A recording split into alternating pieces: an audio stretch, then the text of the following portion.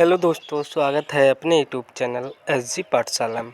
आज हम एक महत्वपूर्ण जानकारी डिस्कस कर रहे हैं जो यूपी स्कॉलरशिप से रिलेटेड है। ठीक है, क्योंकि बहुत सारे बच्चे हैं जिनकी अभी तक जो स्कॉलरशिप है वो उनके अकाउंट में नहीं आई है। ठीक, अब बात ये हुई कि स्कॉलरशिप क्यों नहीं आ रही है और किस कारण वजह से नहीं आ रही। ठीक है, कुछ बच्चों की जैसे जो स्कॉलरशिप की जो प्रॉब्लम है वो डायरेक्ट ही रिजेक्ट कर दिए गए।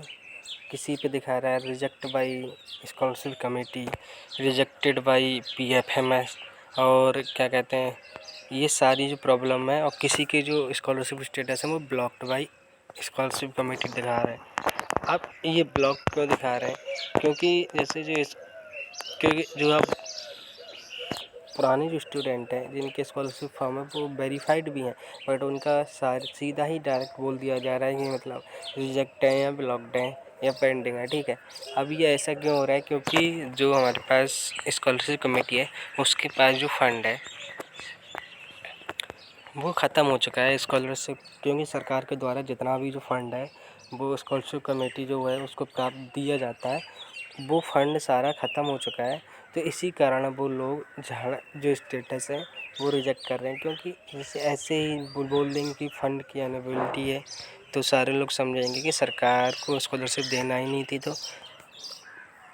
फॉर्म ही क्यों भरवाया। ठीक है, तो उसी कारण बस रिजेक्ट कर दिए जा रहे हैं। और क्योंकि जैसे कितनी भी त्रुटि होंगी तो ऐसा थोड़ी है सारे स्कॉलरशिप फॉर्म रिजेक्ट कर दिए जाएंगे। ठीक, अब अगर थोड़ी बहुत गड़बड़ी है तो आप उसके बारे में बताइए, लेकिन डायरेक्ट ही सारे स्टेटस रिजेक्ट कर दिए जा रहा है। किसी में दिखा रहा है कि इनरोलमेंट सही नहीं है, किसी का हाई स्कूल का डाटाबेस सही नहीं है,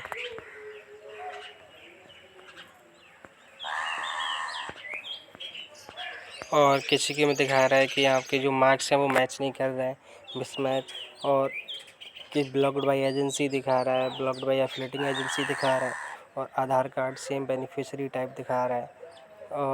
और ये हमारे पास एक स्टेटस में देखो ये प्रॉब्लम है, ये वाली बोल रहा है पेंडिंग है डिस्ट्रिक्ट स्कॉलरशिप कमेटी, और ये किस कारण वजह से high school board data match with UP board CBSE board ये सारा मैच नहीं कर रहा है। ठीक है, तो इसी कारणवश सारे जो स्टेटस हैं वो रिजेक्ट कर दिए जा रहा है, क्योंकि जो लास्ट डेट थी जैसे SC ST वाले थे जो हमारे पास वेरीफाइड वाली स्टेटस की थी वो 21 जून थी, और 30 जून तक पैसा भेजा जाना था, लेकिन अभी तक कोई अपडेट ही नहीं आया। तो इस कारणवश आप मान के चलिए कि आपकी जो स्कॉलरशिप है वो नहीं आएगी। और अगर स्कॉलरशिप आनी होगी तो जो नए बच्चे वाले फॉर्म है सरकार के द्वारा अनुग्रहित कर दिया गया है कि 10 जुलाई से नए स्टूडेंट के जो स्कॉलरशिप वाले फॉर्म भरना चालू हो जाएंगे। ठीक है, और जो इसकी जो लास्ट डेट है वो दिसंबर है।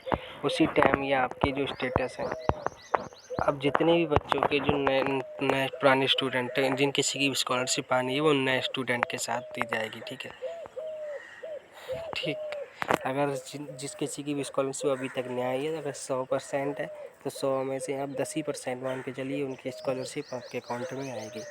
ठीक, क्योंकि सरकार के पास फंड की अवेलेबिलिटी हो गई है, तो इस कारण बस वो सारे बच्चों के जो स्टेटस हैं वो रिजेक्ट करे जा रहे हैं बिना किसी त्रुटि के। किसी का स्टेटस वेरीफाइड भी है तब भी वो रिजेक्ट कर रहे हैं, उनको उससे कोई मतलब नहीं आ रहा है। तो इसलिए ठीक, जिन बच्चों को देना था स्कॉलरशिप उन्होंने उनको दे दिया, और जिनकी अभी तक स्कॉलरशिप नहीं है तो 10% मान के चलिए 10% बच्चों की स्कॉलरशिप वो देंगे, 100 में से अभी दे सकते हैं। वीडियो अच्छी लगे तो हमारे चैनल को सब्सक्राइब करें, और ऐसे ही वीडियो देखने के लिए बेल आइकन की घंटी को दबा लें, जिससे आने वाली वीडियो की नोटिफिकेशन आप लोगों तक पहुंचती रहे। और इसके जो से प्रॉब्लम जिस किसी की भी स्कॉलरशिप से प्रॉब्लम है तो वो हमारी जो प्लेलिस्ट है स्कॉलरशिप नाम की उस पर जाके देख सकते हैं। Thank you.